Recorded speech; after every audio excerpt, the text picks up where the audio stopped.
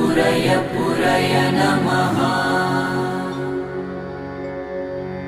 ॐ ह्रीं श्रीं क्लीं श्रीं कुबेराय अष्टलक्ष्मी मम गृहे धनं पुरय पुरय नमः।